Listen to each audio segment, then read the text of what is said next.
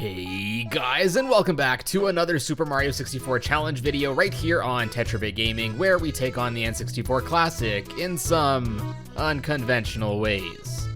This time, probably the most visually painful way of all. So a few months ago, I saw a video by Skip the Tutorial, in which he made a video on beating Minecraft without any textures. So I thought, hey, why not try this with Super Mario 64? Also, big shoutouts to my pal Melon Speedruns for helping me out and building a version of Super Mario 64 with all the textures removed. Since the way Mario controls this time is unchanged, I'm expecting the difficulty of this challenge to be lower than what I'm used to, as it will arise not from technical skill like we usually see, but rather from the low visibility. Regardless of the difficulty, my main focus here is to check out all Super Mario 64 has to offer without textures. The end goal of this challenge will be just to beat the game with the minimum 70-star requirement, as by that point, I think we'll see all the interesting things the textureless version of this game has to offer. Anyways, with all of that said, wow, this is looking great already. What do you say we get this textureless party started and begin in 3, 2, 1. The intro cutscene begins as normal. Yeah, totally normal. And Mario jumps out of the big white cylinder. Castle's looking a bit different, don't you think? Alright, let's address the big textureless elephant in the room. Why are some things still colored? Didn't he say everything was textureless, you might be wondering? Well yes, everything is textureless. The colors that you are seeing are not from textures, as they are actually vertex colors, essentially meaning that these objects are colored this way when modeled. This is basically done to save on memory use, since it doesn't require textures to be loaded for basic objects like door handles and such. Other things like the coins are just yellow squares and serve as background colors for the intended texture. I'm advised that there is no way to remove or change these colors without completely remaking and re-importing all these models, so I'll just let them stay they aren't textures so I don't feel like it compromises the nature of the challenge too much. Same thing goes for all the shading, otherwise this would turn into a completely blinded run.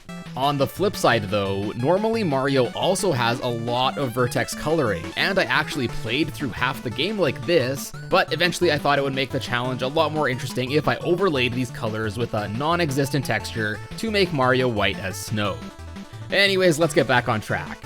After some banter with Lakitu here, who looks like he got some rad new white sunglasses, it's time to finally enter Peach's castle.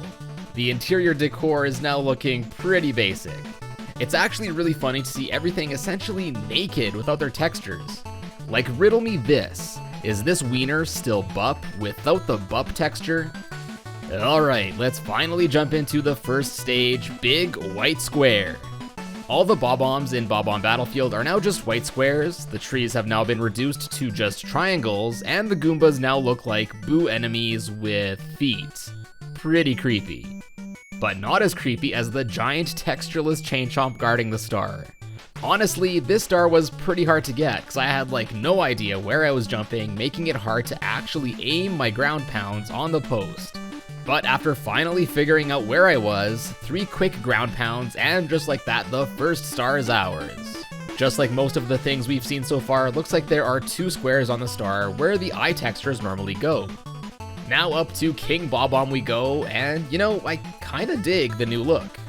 Can't say the same for Koopa the Quick though. This chump's looking pretty subpar without textures. The race was as easy as normal, a welcome change after beating it on the Rock Band drums last time. Next, I wanted to just grab the 1 star on the floating island, so after opening up the cannons and jumping in, looks like the scope thing for aiming the cannon is a texture too. So all we can see is black. Anyway, I basically had to guess and check with the cannon shots to try and get onto the island. I overshot once, but made it to the cannon here, which made shooting up to the island a tad easier. And that's another star down. I think that's all the notable stuff to see here, so let's move on. Whomp's Fortress started out pretty simple, as I was able to grab the shoot into the wild blue star no problem. The piranhas look pretty weird though without textures. I don't know if it's the weird, almost human-looking teeth, or the weird disjointed stem, but yeah, it's unsettling. After climbing up to the top, we can finally square up against everyone's favorite mini-boss, King Large Rectangular Prism. 3 easy ground pounds to pop yet another mini-boss. It was so hard to see both the star here and where I was after defeating him. I actually fell off like twice and had to climb my way back up. Thankfully, by moving the camera, the shading worked to my advantage when climbing the tower, as I could actually see where I was. Next, I wanted to see what Hoot looked like without textures. And it looks like most of Hoot is actually vertex colors, with just the eyes and wings looking immediately different, with the wings looking like they're made of paper.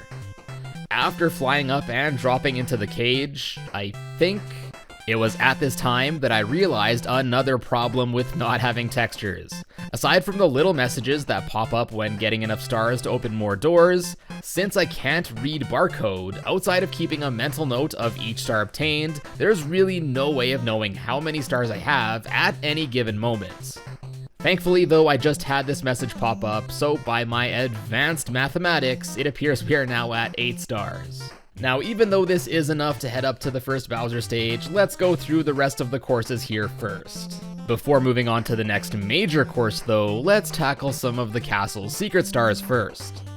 The princess's secret slide was as easy as usual, but it was still pretty cool to see it this way. Also, not seeing the timer was slightly annoying, as I wasn't sure if I would get the bonus star for completing the slide fast enough. But I did, so that's another 2 stars down. Back at the foyer, it looks like the polygonal beam of light is shining down, so time to look up at nothing to get transported to the Tower of the Wing Cap. Here we can see all the towers using vertex coloring, and each with a different color to boot.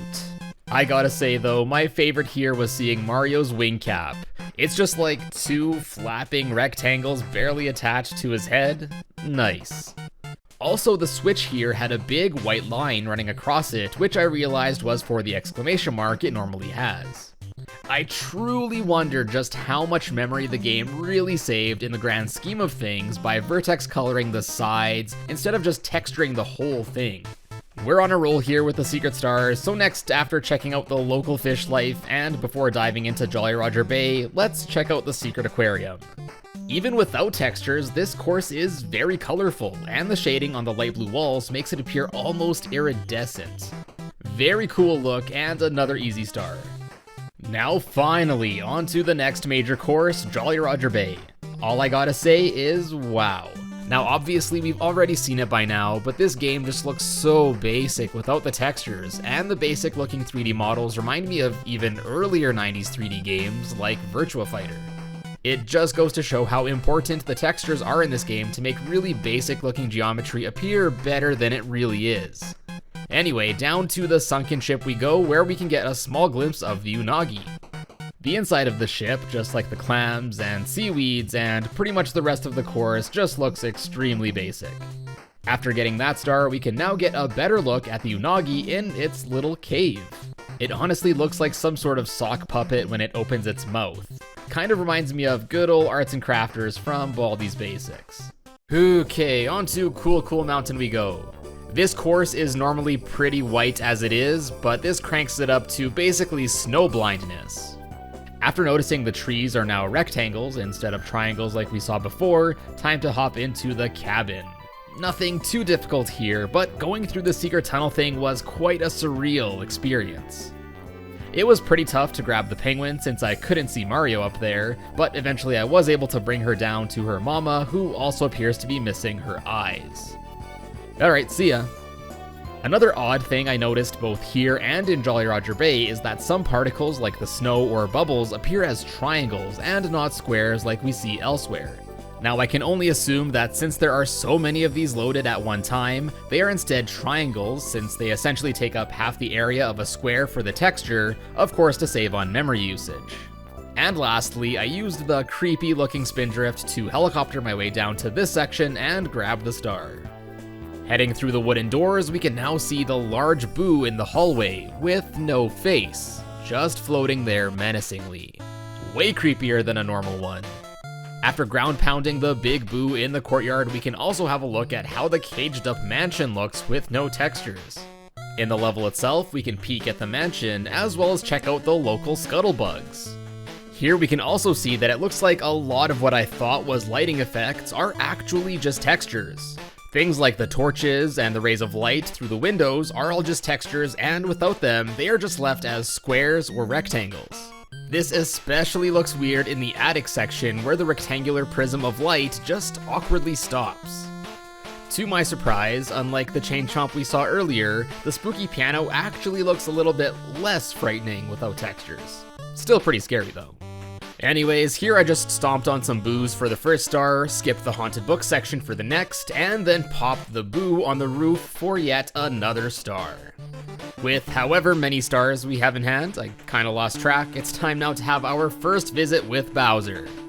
Most of the objects in the Dark World surprisingly used vertex coloring, so although I couldn't see myself in some parts, getting to the top wasn't that much more difficult.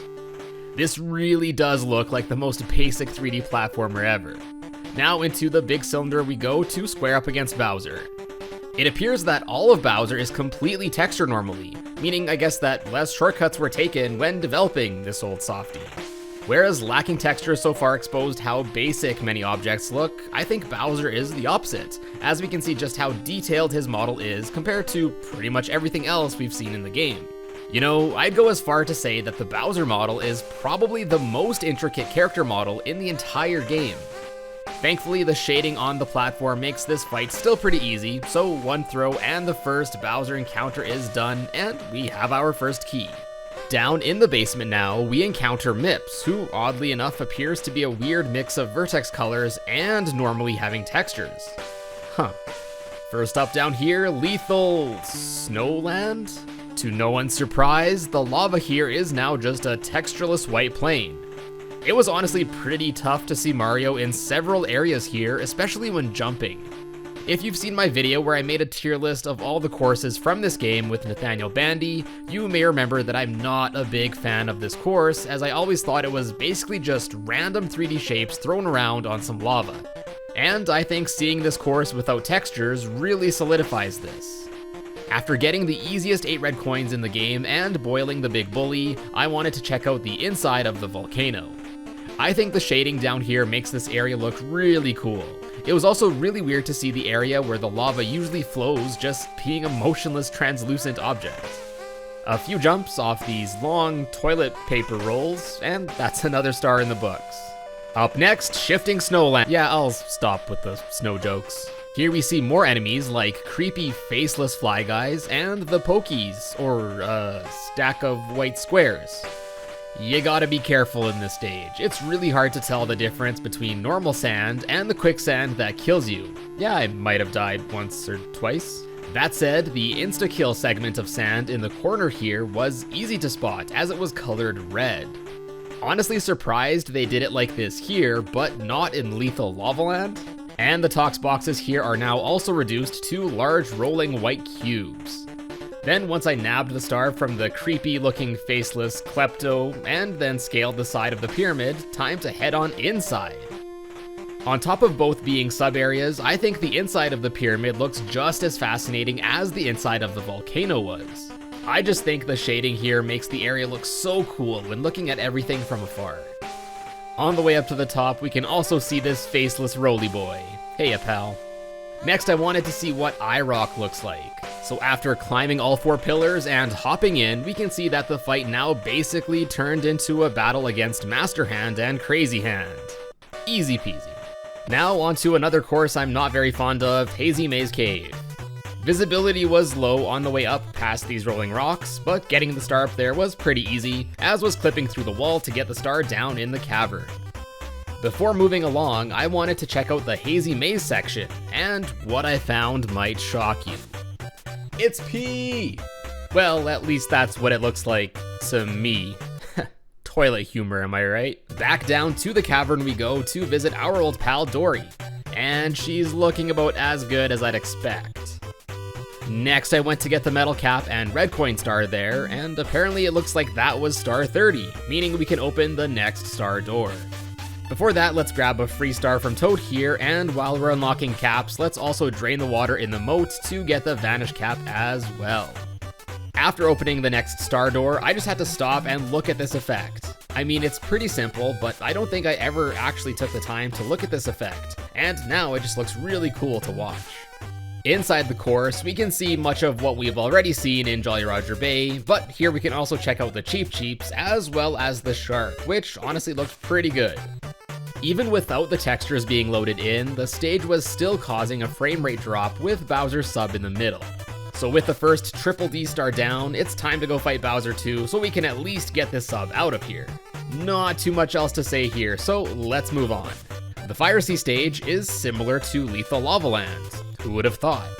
This time though, there are a lot more objects that use vertex colors, making seeing where I'm going much easier. I couldn't see inside this caged area for a while, but thankfully I could just move to the edges and see Mario's model clip through. Bowser 2 here was much of the same as the first fight, only this time the platform and surrounding area is colored red, setting a much more epic tone to the fight. Another easy throw and bing bing wahoo, with the second key obtained, we now have access to the second floor of the castle. After a quick chat with Toad up here for yet another free star, time to hop into Wet Dry World.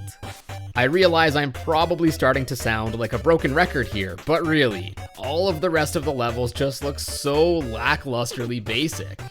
Like, look at these skeeters, they're just some squares, pyramids, and rectangles now. While I was streaming this level, a lot of you guys were really interested in seeing what the underwater town section looked like, and I gotta say it was pretty cool to see the underwater town like this. Strangely, for whatever reason, only one out of the several rooftops had some red vertex coloring. Makes it really stand out, I guess. Oh yeah, speaking of the stream, quick completely shameless plug, if you're interested in seeing runs like these live, be sure to follow me over on Twitch. Link is in the description and I hope to see you there in the next one. Anyways, moving along, we got Snowman's Land. Before jumping in, I noticed that the mirror lacking a texture was pretty weird. We can still see Lakitu in the mirror as well as Mario's shadow, but really nothing else. In Snowman's Land, we can see the different levels of opacity of the blocks of ice in this sculpture thing, ride the textureless shell, and see the eerie looking inside of the igloo. Oh yeah, this was really weird. While trying to blast up to the top of the snowman on this course, I also accidentally loaded a save state from one of my previous runs, which was apparently incompatible with this version of the game, and then this happened on stream. Oh no. Oh my, what the fuck? Yeah, that's not normal. My favorite course, Tiny Huge Island, is next, so let's see how it holds up. Here we can get up close and get a better look at the creepy looking piranha plants, and fight the Wiggler in the cave, who just like almost everything else is just reduced to a bunch of squares. Unfortunately, not too much more that's really notable about this course. Next is Tall Tall Mountain, and this course has some of the worst visibility I've seen in a while here. Just like Mips, Ukiki also appears to be a strange blend of textures and vertex coloring. The only other kind of interesting thing here is the slide area. Here, of course, all the background images are now gone, and only the red arrows remain. Honestly, I really like playing the slides like this. It's such an oddly aesthetic experience. But besides the slide though, there isn't too much that we haven't seen already. I guess we have enough stars to open the next door now, so up to the third floor we waltz. I really wanted to challenge myself, so I tried my hand at getting the Wing Mario over the Rainbow Star. Yeah, this stage was not a good time. I could hardly see a thing, which made timing triple jumps to fly super hard, and not to mention it was difficult to even see where I was going. Thankfully, after a long while, I somehow managed to grab all 8 red coins and get the star here. Thankfully, the edges of Tick-Tock Clock have a light blue tinge, making this course not all too difficult. This is yet another course that mostly consists of really basic 3D shapes. Go figure. I guess I didn't get a good look at the thwomps earlier, so here, now you can see how these guys look in all their textureless glory. I mean, at least they aren't just big cubes. Before moving on to the last course, I know you guys like seeing me do a backwards long jump in these challenges, so let's do one here. Obviously there aren't any portraits of Peach or Bowser here now, but the Endless Stairs room has a really cool pinkish coloring. It really nails that vaporwave aesthetic. There we go. Pretty cool, but we'll have to come back here in a bit once we actually get 70 stars. Now on to Rainbow Ride. I'm sure this will be a great time. Not much of a rainbow ride without rainbows, right? It's as bad as usual, but now the magic carpet rides are infinitely worse since you pretty much have to take leaps of faith and hope that you land back on it when you need to jump. The inside of the house was pretty cool to see, and the fireplace especially looked neat, almost like some sort of ruby or something. Seeing the airship without textures was pretty funny too. I'll let it speak for itself. I don't know what came over me, but for some reason I thought it was a good idea to get all 6 of the non-100 coin stars in this course. I guess I wanted to merit putting challenge in the title of this video, and I gotta say this was certainly the most difficult course of the game. Oh yeah, I messed up with another save state here again, but this time it led me to Lethal Lava Land, where I could actually move the Mario monstrosity around. What does one even call this thing? I was still a few stars short of 70 at this point, so I went back to Wet Dry World to touch all 5 secret locations, Cool Mountain to race large discount Pingu, and to finish things off, I revisited Tower of the Wingcap and grabbed all 8 red coins. Nice. Alright, 70 stars down, here is the final stretch. To me it seems that each Bowser stage uses the most vertex coloring, and this one is no exception. Almost every object here has some coloring. I can only assume that since there are so many unique objects here with different textures, the developers had to use more vertex coloring to keep the game running smoothly. After jumping over some blocks and climbing some poles, it's time for the final tussle with Bowser. This time looks like to create the rainbow color effect, Bowser's model is different than the others and is actually vertex colored with the rainbow gradients. Now, I don't know about you, but I almost think this version looks cooler than the one with the textures. After getting a hit, I was also able to barely make out the seams of the platform where it eventually breaks apart, which I thought was kind of neat to see.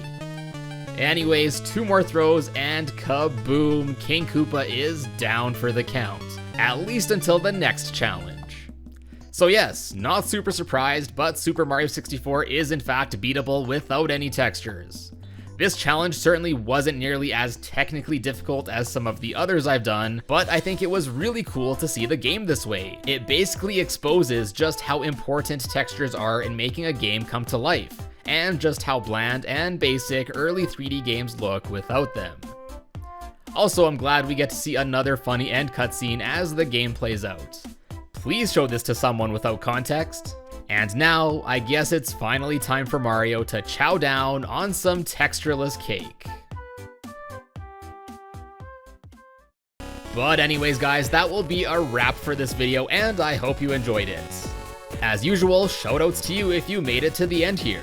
If you enjoyed this challenge and want to see me do more unconventional challenges like this in the future, be sure to subscribe and slap the like button down below as it really helps me out a lot. And if you haven't already, be sure to check out some of my other challenge videos by clicking on the card right here. And if you want to stay even more up to date and support the channel, be sure to check out my merch at TetraBitGaming.com, as well as swing by my Instagram and other social media things, all of which will be linked in the description below. But as always guys, thank you all so much for tuning in, and I will see you in a bit.